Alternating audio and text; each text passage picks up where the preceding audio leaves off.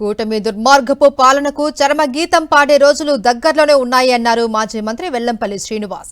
ఎన్నికలు ఎప్పుడు వచ్చినా ఏ ఎలక్షన్స్ లో అయినా వైఎస్ఆర్సీపీ ఘన విజయం సాధించడం ఖాయమన్నారు.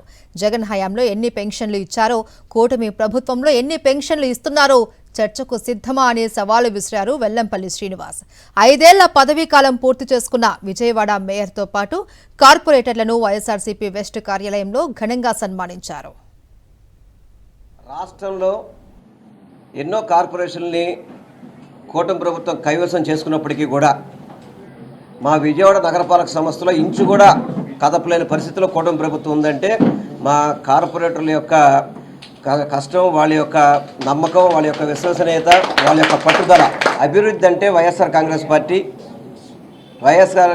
అంటే అభివృద్ధి అనే విధంగా మేము పనిచేశాము. ఈరోజు మీరు ఎన్నికల ముందు ఏం చెప్పారు?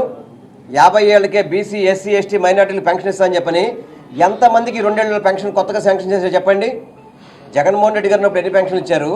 ఇప్పుడు మీరు ఎన్ని పెన్షన్లు ఇస్తారో చర్చకి సిద్ధంగా ఉన్నారు మీరు ఏమైనా కానీ. అందుకని మేము చెప్పేది, ఎప్పుడు ఎన్నికలు వచ్చినా కానీ కార్పొరేషన్ కావచ్చు, ఎమ్మెల్యే కావచ్చు, ఎంపీ కావచ్చు, సర్పంచ్లు కావచ్చు, ఎంపీటీసీ కావచ్చు, జడ్పీటీసీ కావచ్చు, ఏదైనా కానీ వైఎస్ఆర్సీపీ మొత్తం కూడా స్వీప్ చేస్తుంది.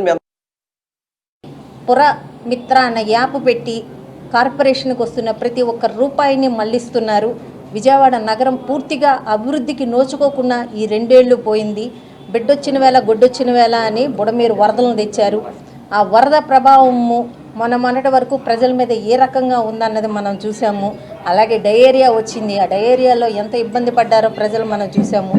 ఇంత చెత్త పరిపాలన అన్నది ఏ రోజు విజయవాడ నగర ప్రజలు ఎరగరు.